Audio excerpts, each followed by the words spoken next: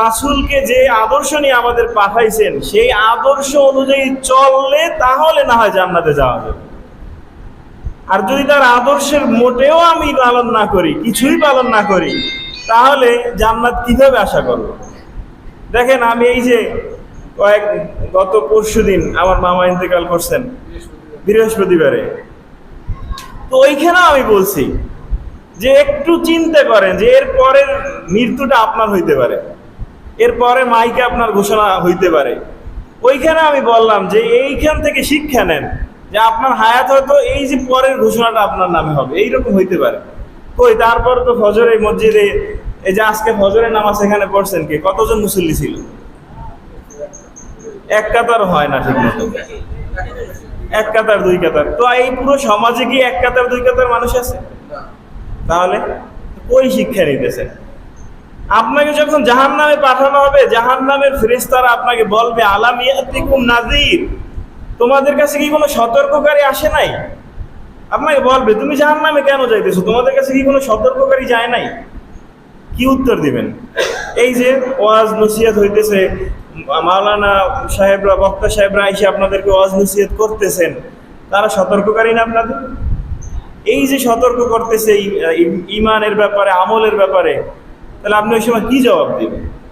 বারবার সতর্ক হইতেছেন, বারবার আজান হইতেছে, দিনে 5 বার আপনাকে সতর্ক করতেছে যে আজান, নামাজের অর্থ হইছে হাইয়া আলাস সালাহ, নামাজের দিকে আসো, নামাজের দিকে আসো।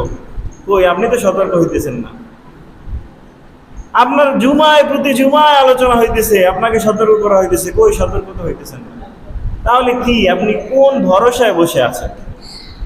আপনাকে কে জান্নাতে নিয়ে যাইবে? তো এই রবিউল আউয়াল মাসের সিরাত আলোচনা, মিলাদ আলোচনায় এখান থেকে আমরা রাসূলের আদর্শটাকে ধারণ করব, যে রাসূল আমাদেরকে এই প্রত্যেকটা কাজে কি আদর্শ দিছে, সেই আদর্শটা আমাদের ভিতরে লালন করতে হবে। রাসূলকে ভালোবাসতে হবে। আপনি যদি রাসূলকে ভালো না বাসেন, তাহলে তো আপনার ঈমানই থাকবে না, ঈমানই আজ হবে না, পূর্ণই হবে না। হাদিসের ভিতরে আসছে লা ইউমিনু আহাদুকুম হাত্তা আকুনা আহাব্বা ইলাইহি মিন ওয়ালিদিহি ওয়া ওয়ালাদিহি ওয়ান নাসি আজমাইন। যে ওই ব্যক্তি পূর্ণাঙ্গ ঈমানদার হতে পারবে না, ওই ব্যক্তি ঈমানদার হতে পারবে না যতক্ষণ না আমি, তার পিতা, তার সন্তান, সমগ্র মানুষ জাতি, সমগ্র মানুষের থেকে আমি যতক্ষণ না প্রিয় হব, আমাকে যতক্ষণ পর্যন্ত সবার থেকে ভালো না বাসবে, ততক্ষণ পর্যন্ত সে ঈমানদার হতে পারবে না। তো আমরা কি ভালোবাসছি রাসূলকে? রাসূলের দাড়িটা সুন্নত, সেই সুন্নতটা আমার গালে বুঝাইতে পারতেছি না। আমি রাসূলকে ভালোবাসি। শর্ত, রাসূলকে ভালো না বাসলে আপনি ঈমানদার হবেন না। তাহলে রাসূলকে ভালোবাসা মানে কি? রাসূলের সুন্নতের অনুসরণ করা। তো আপনার বয়স 30, 40, 50 হয়ে গেছে, আপনার এখনো গালে দাড়ি উঠতেছে না, দাড়ি উঠাইতেছেন না, রাখতেছেন না, তাহলে আপনি ভালো কাকে বাসতেছেন? আপনি কাকে ভালোবাসতেছেন? আপনার স্ত্রীকে, যে স্ত্রী দাড়ি বড় রাখলে স্ত্রী পছন্দ করবে না এই জন্য? তাহলে তো আপনার ঈমানই নাই। মানুষের কাছে স্মার্ট সাজার জন্য আপনি দাড়ি রাখতেছেন না, তাহলে আপনি ভালো কাকে বাসতেছেন? রাসূলকে না এই সমাজকে, মানুষকে? আপনি কিসের আদর্শ করতেছেন, নিতেছেন? কার আদর্শ মানতেছেন? আপনার শরীরের, আপনার পুরো 3.5 হাত বডির ভিতরে কোনো সুন্নাত খুঁজে পাওয়া যাচ্ছে না, তাহলে আপনি কিসের ভালোবাসতেছেন রাসূলকে, আর কিসের ঈমান আছে? অথচ রাসূল সাল্লাল্লাহু আলাইহি সাল্লামের প্রতি ভালোবাসার উদাহরণগুলো আপনারা যদি দেখেন, যে সাহাবীদের মধ্যে কিভাবে তাকে ভালোবাসতেন। উহুদ যুদ্ধের সময় যখন রাসূল সাল্লাল্লাহু আলাইহি সাল্লাম মুসলমানদেরকে আক্রমণ করলো, তারা পাল্টা আক্রমণ করলো, তখন রাসূল সাল্লাল্লাহু আলাইহি সাল্লামের দিকে যখন তীর ছুটে আসতেছিল, সাহাবীরা তাদের বুক পেতে দিছে। কার জন্য? রাসূলের জন্য। যে রাসূলকে বলছে, হে আল্লাহ রাসূল, আপনার জন্য আমার এই বুক উৎসর্গ করে দিলাম, যত তীর আসুক আমার বুকে আসুক। তাও রাসূলের গায়ে একটা তীরের আঘাত লাগতে দেয় নাই। এটা তো ভালোবাসা।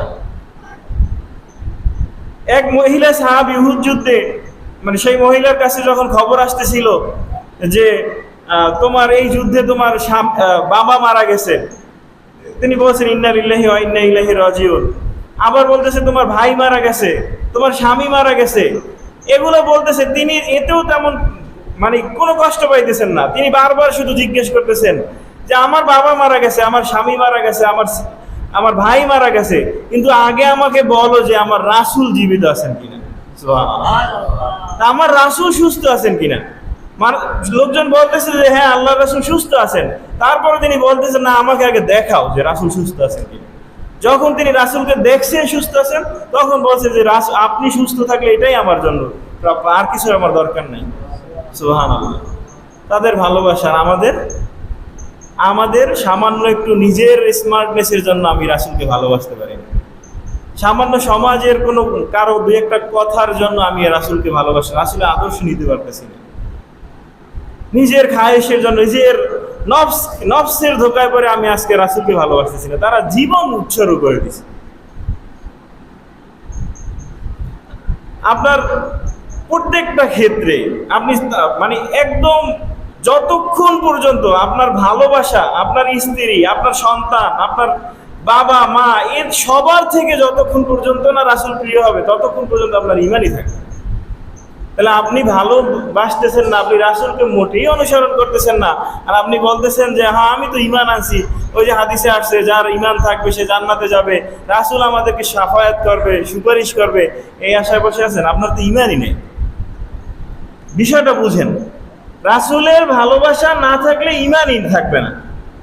তাহলে আপনি তো মনে করে বসে আছে যে আমার তো ঈমান আছে, আমি তো কালিমা পড়ছি লা ইলাহা ইল্লাল্লাহ মুহাম্মাদুর রাসূলুল্লাহ, তাহলে ঈমান তো আছেই। কিয়ামতের পর মারা যাওয়ার পরে গিয়ে দেখবেন যে আপনার তো ঈমান নাই, কারণ আপনার ভিতরে রাসূলের ভালোবাসা নাই, ছিল না।